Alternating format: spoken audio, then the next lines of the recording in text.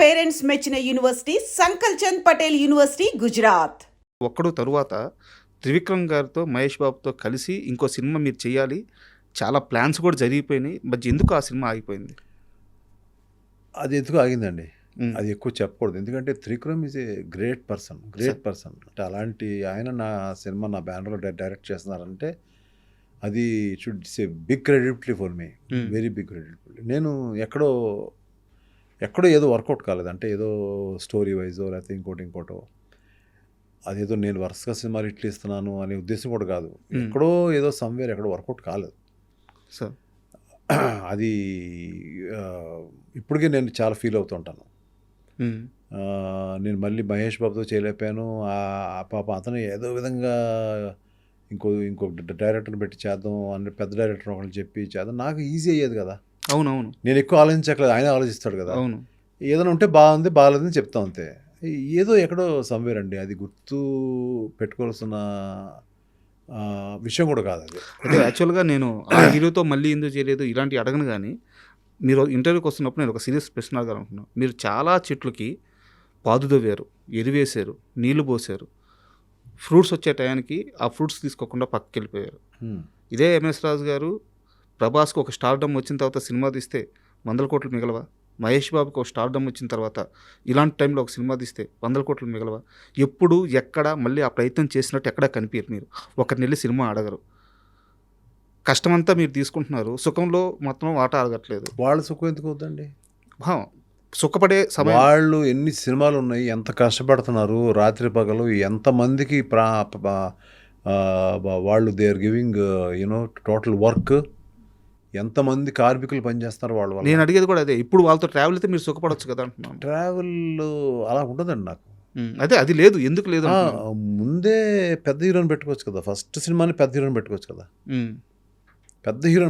Super star పెట్టుకోవచ్చు కదా. అయితే ఆ టైంలో అంటే హీరో సబ్జెక్టు మ్యాటర్ మార్చుకున్నాం, ఓకే.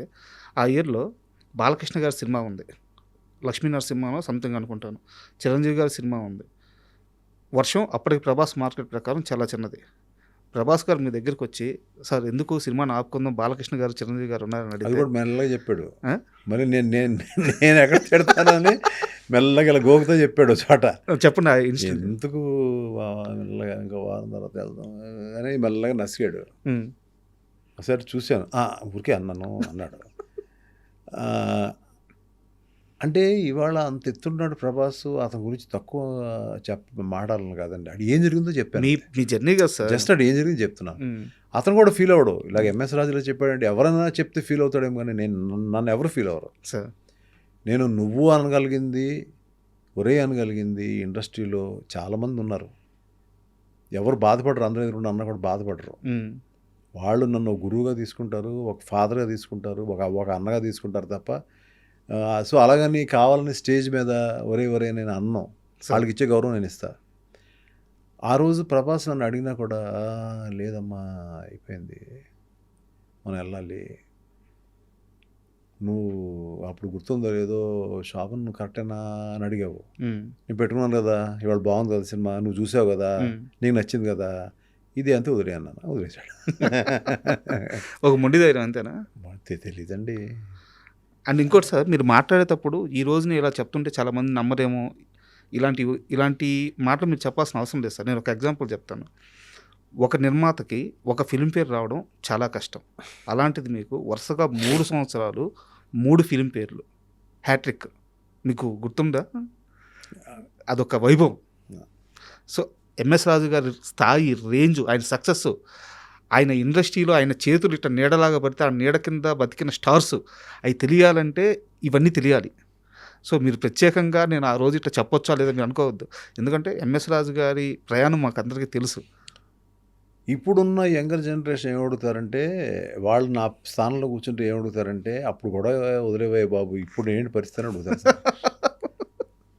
అయిపోయింది, తీసేసుకున్నాం, మళ్ళీ దాని గురించి గొప్పలు, దాని గురించి ఏదో సరదాగా కొంత జనం ఇంట్రెస్ట్గా ఫీల్ అవుతారు. నువ్వు బ్యాక్ స్టోరీస్ కొంతమంది హీరోలు ఎలా అయ్యారు, కొంతమంది ఎలా జరిగింది, వాళ్ళకి నాకు మంచి సంభాషణ జరిగింది అనే ఒక ఇంట్రెస్ట్, వాళ్ళ ఫేవరెట్ హీరోస్ కాబట్టి కొంచెం ఇంట్రెస్ట్ ఉంటుంది. కానీ ఎంఎస్ రాజు ఫిల్మ్ఫేర్ 3 తీసుకున్నాడు, ఇవన్నీ కూడా వాట్ నెక్స్ట్ నువ్వేం ఇప్పుడు ఏంటి ఇప్పుడు అగదాకా వస్తుందా లేదో చెప్పు అని అంటారు.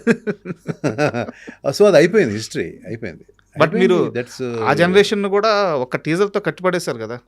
ఇప్పుడు అగదా టీజర్ని ఎంతమంది సోషల్ మీడియా షేర్ చేస్తున్నారంటే, సో వాళ్ళకి ఏంది ఇప్పుడున్న జనరేషన్ ప్రకారం ఆ షార్ట్స్ నచ్చుతున్నాయి, ఆ థీమ్ నచ్చుతుంది. సో ఈవెన్ జంజీలు కూడా ఆ టీజర్కి బాగా కనెక్ట్ అయిపోయారు, ఫస్ట్ పోస్టర్కే కనెక్ట్ అయ్యారు. సో వాళ్ళని కూడా మీరు పట్టేశారు కదా. పట్టాల్సిన అవసరం ఉందండి. ఆ,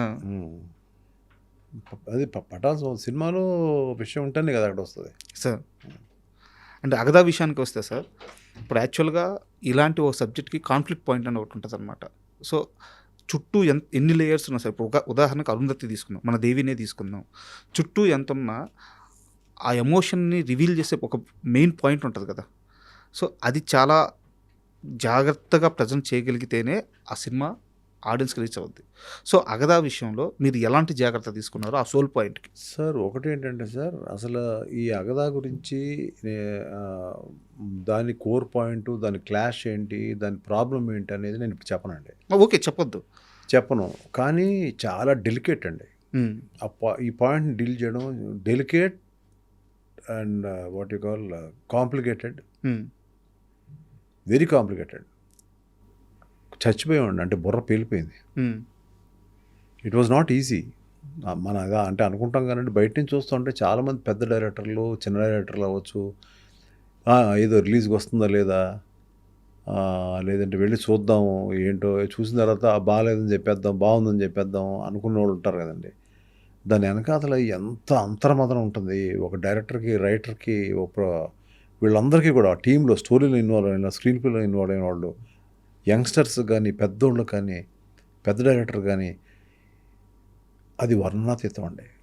వాళ్ళు కూర్చున్న తీరు, వాళ్ళు కాసేపు కూర్చుంటారు, వాళ్ళు బుర్ర పేలిపోద్ది, అక్కడి నుంచి వెళ్తారు, బయటికి వెళ్తారు, టీకి వెళ్తారు, కాసేపు కారులో తిరుగుతారు, వస్తారు. వాళ్ళు చేసేది ఇప్పుడున్న యంగ్స్టర్స్ టీమ్స్ కానీ, సీనియర్ టీమ్స్ కానీ, వాళ్ళకి దండం అండి నిజంగా.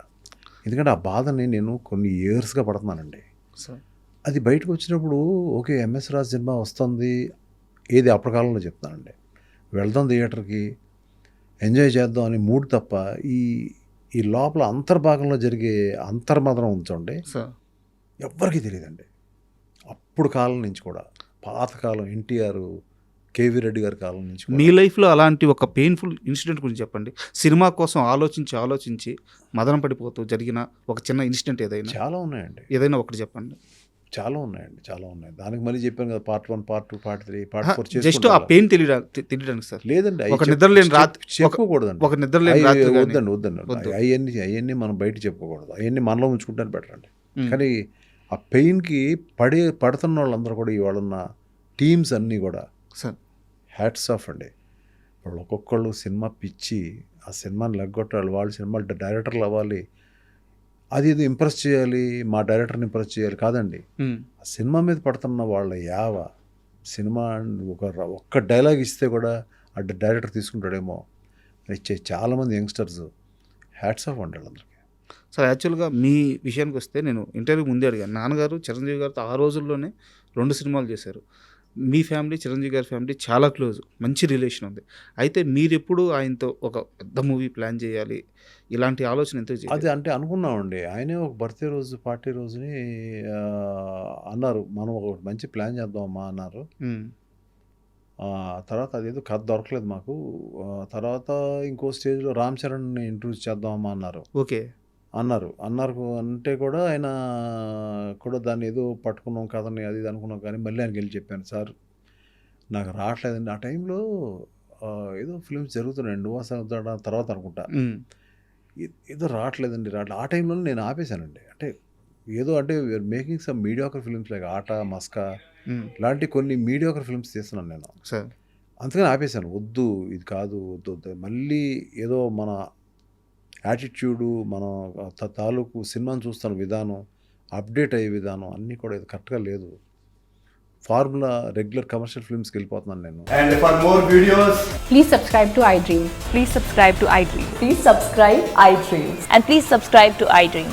For more videos, subscribe to iDream. please like, share and subscribe to the channel. Congratulations, iDream. Subscribe to iDream. Subscribe to iDream. So subscribe to iDream Media. ఐడ్రీమ్కి iDream team అందరికీ huge congratulations. Please subscribe iDream Media. Please subscribe to iDream. Subscribe iDream. Please subscribe to iDream. iDream అంటే నా కళల ఛానల్ను subscribe చేసుకున్న నోరు తిరుగుతలేదు, మీరైతే గంట గుర్తు కొట్టండి. For more such videos, please subscribe to iDream. Subscribe to iDream. Please subscribe to iDream. Please subscribe iDream Media. Please do subscribe to iDream. Please subscribe to iDream media. For best entertainment and information, please subscribe iDream. And don't forget to subscribe to iDream.